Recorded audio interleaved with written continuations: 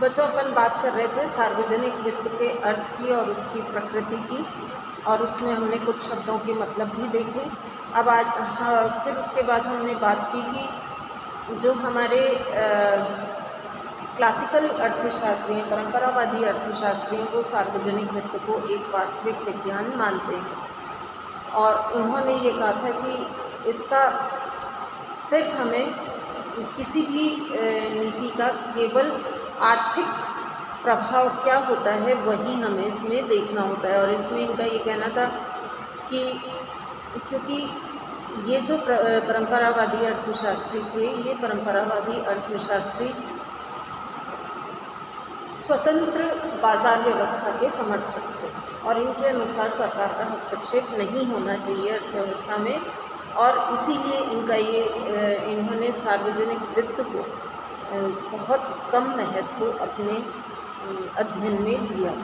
तो इसलिए इन्होंने ये कहा कि बस सिर्फ सार्वजनिक वित्त का हमें इतना ही अध्ययन करना होता है कि कोई भी नीति अगर सरकार लाती है तो उसके आर्थिक प्रभाव हमारी अर्थव्यवस्था पर क्या होंगे, यानी क्या होना चाहिए से इसका मतलब ताल्लुक नहीं। इसके बाद 1936 में कीन्स की पुस्तक आई थी, the general theory of employment interest in money, और उसके बाद सार्वजनिक वित्त के आदर्शात्मक स्वरूप पर भी बल दिया जाने लगा। अभी तक इसके वास्तविक स्वरूप पर बल दिया जाता था, लेकिन अब आदर्शात्मक स्वरूप पर बल दिया जाने लगा। पीगो और डॉल्टन ने भी सार्वजनिक वित्त को आदर्शात्मक विज्ञान के रूप में स्वीकार किया था, लेकिन उन्होंने सार्वजनिक वित्त के वास्तविक विज्ञान के पहलुओं पर आदर्शात्मक पहलुओं की तुलना से ज़्यादा जोर दिया था। आधुनिक विचारकों में मस्ग्रे, एलन, ब्राउनली और हार्बर, इन्होंने सार्वजनिक वित्त के आदर्शात्मक पहलुओं पर विशेष रूप से बल दिया। उनके अनुसार सार्वजनिक वित्त के कार्यकलापों का प्रभाव अर्थव्यवस्था में साधन आवंटन, आय वितरण, आर्थिक स्थिरता और विकास पर पड़ता है। इसमें मूल्य संबंधी निर्णयों का समावेश होता है। प्रगतिशील करारोपणों में हम धनिकों पर अधिक कर लगाकर निर्धनों के कल्याण पर अधिक व्यय करने का निर्णय लेते हैं। उसमें सामाजिक न्याय के मूल्य निर्णय का स्पष्ट समावेश होता है। अतः सार्वजनिक वित्त के विभिन्न अंगों जैसे करारोपण, उधार, घाटे की वित्त व्यवस्था, सार्वजनिक व्यय आदि में आदर्शात्मक पहलुओं का समावेश पाया जाता है। प्रत्येक क्षेत्र में क्या होना चाहिए हमें आवश्यक दिशा निर्देश देता है। इसलिए आजकल सार्वजनिक वित्त वास्तविक विज्ञान और आदर्शात्मक विज्ञान दोनों के रूप में देखा जाने लगा है। सार्वजनिक वित्त के क्रियाकलापों के जरिए हम अनेक आर्थिक उद्देश्यों की पूर्ति करने का प्रयास करने लगे, जैसे बेरोजगारी और मंदी को दूर करना, मुद्रास्फीति को नियंत्रित करना, क्षेत्रीय असमानता कम करना, आय और धन की असमानताएं कम करना, आर्थिक विकास की दर को ऊंचा रखना, बचत और निवेश की दर को बढ़ाना, पूंजी निर्माण की गति को तेज़ करना, ग्रामीण क्षेत्र का विकास करना, निर्यात बढ़ाना आदि आदि।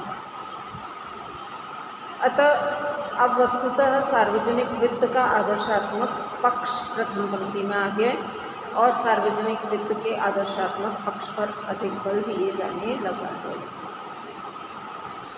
अब हम बात करें सार्वजनिक वित्त के क्षेत्र की। सार्वजनिक वित्त के क्षेत्र में सामान्यतः 3 बातों का समावेश किया जाता है, जिसमें पहला है राज्य के कार्य, दूसरा आर्थिक जीवन को प्रभावित करने वाली राज्यकोषीय कार्रवाइयाँ, और तीसरा सार्वजनिक वित्त की विषय सामग्री।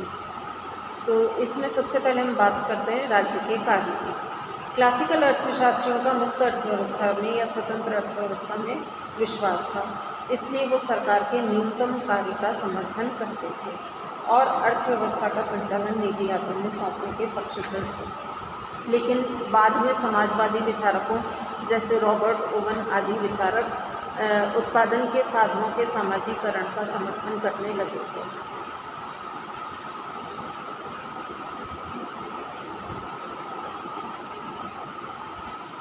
कीन्स ने 1930 की मंदी के हल के लिए सार्वजनिक खर्च की नीति का जोरदार समर्थन किया था। आधुनिक युग में रेल, सड़क, विद्युत, डाक तार, संचार आदि क्षेत्र में आधार ढांचा विकसित करने में सरकार की भूमिका प्रमुख मानी जाती है। अब सरकार का क्षेत्र इतना बढ़ गया है कि कोई कार्य ऐसा नहीं दिखता इसके द्वारा उसे करने की मनाही हो। देश की सुरक्षा, न्याय प्रणाली, देशी विदेशी व्यापार, उद्योगों और कृषि, प्राकृतिक संसाधनों का विदोहन, संरक्षण और विकास, धार्मिक और सांस्कृतिक कार्यक्रम, ये सारे क्षेत्रों में सरकार का प्रभाव अब देखा जा सकता है। इन कारणों से सरकार का कार्यक्षेत्र बहुत बढ़ गया है।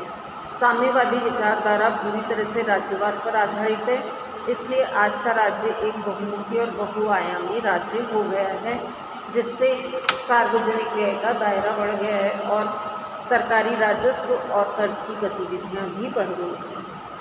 दूसरा है राजकोषीय कार्यकलापों पर आर्थिक जीवन पर प्रभाव। सरकारी कार्यों का आर्थिक जीवन पर गहरा प्रभाव पड़ने लगा है। औद्योगिक और विकसित देशों में ज़्यादातर आर्थिक स्थिरता को प्राप्त करने पर बल दिया जाता है, जबकि विकासशील देशों में मुख्यतः आर्थिक विकास पर ध्यान केंद्रित किया जाता है, लेकिन इनमें भी उतार चढ़ाव को कम करने की समस्या पाई जाती है, जैसा कि विकसित देश भी विकास की समस्या का सामना करते हैं। इसलिए कुल मिलाकर सार्वजनिक वित्त के माध्यम से आर्थिक जीवन को प्रभावित किया जा सकता है, जिससे इस विषय के क्षेत्र का अनुमान हम देखें कि कौन कौन से क्षेत्र ऐसे हैं जहां हम सार्वजनिक वित्त के माध्यम से आर्थिक जीवन को प्रभावित कर सकते हैं। जिसमें पहला है साधनों का आवंटन। सार्वजनिक वित्त का संबंध सार्वजनिक क्षेत्र की आर्थिक गतिविधियों से होता है। सारे काम बाजार के माध्यम से पूरे नहीं किए जा सकते हैं, इसलिए सरकार का सार्वजनिक वित्त के माध्यम से सुरक्षा, न्याय, सार्वजनिक उपक्रमों की स्थापना, संचालन, इंफ्रास्ट्रक्चर का विकास आदि के रूप में सामूहिक आवश्यकताओं या सामाजिक आवश्यकताओं की पूर्ति करने की व्यवस्था में योगदान करना होता है। सरकार अपने राजस्व और खर्च के माध्यम से देश में निजी वस्तुओं और सामाजिक वस्तुओं के अनुपात को निर्धारित करती है, या हम ये कह सकते हैं कि वो बंदूकों और मक्खन के बीच अनुपात तय करती है। विभिन्न प्रकार की सामाजिक वस्तुओं का परस्पर अनुपात भी सरकार द्वारा निर्धारित किया जाता है, जैसे देश की सुरक्षा, सड़कों, विद्युत, शिक्षा, चिकित्सा, पब्लिक पार्क आदि पे खर्च का अनुपात तय किया जाता है। इस प्रकार सार्वजनिक वित्त के माध्यम से सार्वजनिक वस्तुओं और निजी वस्तुओं में देश के आर्थिक साधनों का आवंटन किया जाता है। ऐसा सभी प्रकार के देशों में किया जाता है। दूसरा जो सार्वजनिक वित्त आर्थिक जीवन को प्रभावित करता है, वो करता है आय और धन के वितरण में न्याय की स्थापना करने के रूप में। निजी और बाजार अर्थव्यवस्था का मुख्य दोष आय और धन की असमानता माना गया है। इसलिए सार्वजनिक वित्त के माध्यम से आर्थिक समानता स्थापित करने का प्रयास किया जाता है। इसके लिए प्रमुखतः करों का प्रयोग किया जाता है, जैसे संपत्ति कर, आयकर आदि प्रत्यक्ष करों के माध्यम से धनी लोगों से अधिक कर वसूला जाता है, ताकि समाज में आय की असमानता को कम की जा सके। इसी तरह से समाज के कमज़ोर वर्गों पर अधिक धनराशि खर्च करके उनको आर्थिक लाभ पहुंचाया जा सकता है। अतः सार्वजनिक आय और सार्वजनिक व्यय के माध्यम से समाज में आर्थिक विषमता को कम करने के प्रयास किए जाते हैं। आवश्यकता पड़ने पर सरकार स्वयं उत्पादन में भाग ले सकती है। इसके लिए निजी क्षेत्र के उपक्रमों का राष्ट्रीयकरण किया जा सकता है, अथवा सरकार स्वयं सार्वजनिक क्षेत्र में नए उपक्रमों की स्थापना कर सकती है। तीसरा इसमें है आर्थिक स्थिरीकरण के प्रयास करना। आजकल अर्थव्यवस्थाओं में तेजी, मंदी, मुद्रास्फीति और बेरोजगारी आदि के रूप में व्यापार चक्रों की समस्या बहुत तेज़ हो गई है। सार्वजनिक वित्त का काम देश के इन उतार चढ़ावों से मुक्त करना माना गया है। मुद्रास्फीति के दौर में मांग को कम करने के प्रयास किए जाते हैं, कर बढ़ाए जाते हैं और ब्याज की दरों में वृद्धि की जाती है। इसी तरह मंदी और बेरोजगारी की दशा में समग्र मांग बढ़ाने की दिशा में कदम उठाए जाते हैं। इसके लिए ब्याज की दरें घटाई जाती है, कर कम किए जाते हैं, सार्वजनिक खर्च में वृद्धि की जाती है ताकि मांग में वृद्धि हो सके। इस प्रकार सार्वजनिक वित्त के माध्यम से अर्थव्यवस्था में स्थिरता लाने का प्रयास किया जाता है। चौथा है आर्थिक विकास को प्रोत्साहन देना।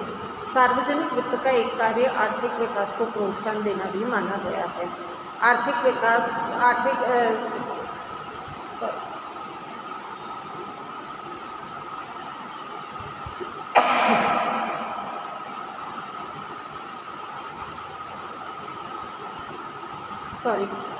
विकासशील देशों में विकास को गति प्रदान करने के लिए निजी क्षेत्रों को कर के रूप में राहत और प्रेरणाएं देकर आर्थिक विकास के लिए प्रोत्साहित किया जा सकता है। स्वयं सरकार अपने उपक्रम स्थापित करके विनिर्माण में भाग ले सकती है। आधार ढांचे के विकास में निवेश करके विद्युत, सिंचाई, सड़क, रेल संचार, बंदरगाह, हवाई यातायात आदि क्षेत्रों में प्रगति की जा सकती है। इसके बाद निजी निवेश पूरक के रूप में आगे आ सकता है। सार्वजनिक क्षेत्र और निजी क्षेत्र एक दूसरे के पूरक के रूप में काम कर सकते हैं। पांचवा है विभिन्न देशों के बीच आर्थिक एकीकरण और आर्थिक सहयोग बढ़ाने के लिए सार्वजनिक वित्त का सहारा लिया जाता है। आज वैश्वीकरण का युग है। इसमें विश्व की समस्त अर्थव्यवस्थाओं का परस्पर एकीकरण हो रहा है। संपन्न देश अपने पूंजी विकासशील देशों में लगा रहे हैं। पूंजी का अंतर प्रवाह विभिन्न देशों के बीच बढ़ रहा है। इस कार्य में सार्वजनिक वित्त का योगदान होता है। साथ में सरकारों की विदेशी निजी निवेश और विदेशी संस्थागत निवेश को बढ़ाने में महत्वपूर्ण भूमिका होती है। तो इस तरह से हम देखें तो सार्वजनिक वित्त हमारे आर्थिक जीवन का केंद्र बिंदु बन गया है और इसकी भूमिका लगातार बढ़ती जा रही है। तो हम ये बात कर रहे थे सार्वजनिक वित्त के क्षेत्र की, जिसमें हमने कहा था कि हमने 3 बातों का समावेश किया है: राज्य के कार्य, आर्थिक जीवन को प्रभावित करने वाली राजकोषीय कार्रवाइयाँ और सार्वजनिक वित्त की विषय सामग्री। तो सार्वजनिक वित्त की विषय सामग्री की बात अब अपन कल करेंगे। Thank you.